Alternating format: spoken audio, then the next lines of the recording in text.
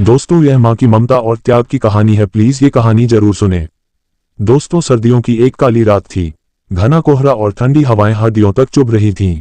शहर के एक सरकारी अस्पताल के बाहर एक गरीब औरत अपने नवजात शिशु को अपनी फटी हुई शॉल में लपेटे बैठी थी। वह औरत गंगा एक मेहनतकश मजदूर थी, जिसने अपनी पूरी जिंदगी गरीबी में बिताई थी। दोस्तों, गंगा की शादी कम उम्र में ही हो गई थी।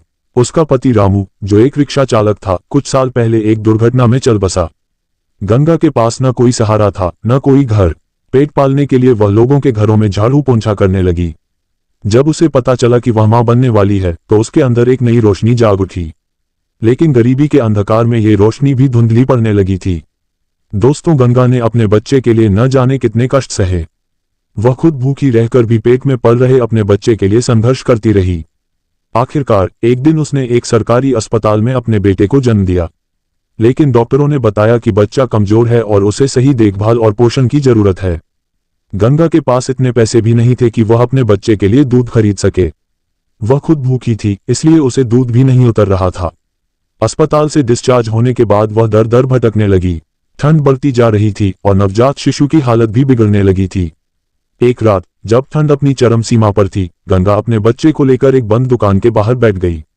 वह खुद कांप रही थी, लेकिन उसने अपनी सारी गर्मी अपने बच्चे को देने की कोशिश की।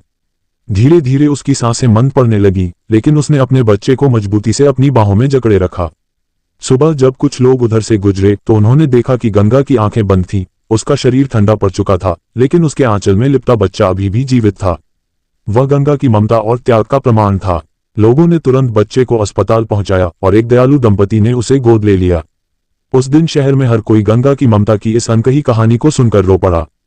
गंगा तो इस दुनिया में नहीं रही, लेकिन उसकी ममता हमेशा अमर रहेगी। दोस्तों, मां का प्यार सबसे बड़ा त्याग है। वह खुद मिट सकती है, लेकिन अपने बच्चे को हर हाल में बचाने की कोशिश करती है। दोस्तों, अगर आपको ये कहानी अच्छा लगा हो तो प्लीज हमारे चैनल को सब्सक्राइब करना और वीडियो को लाइक करना।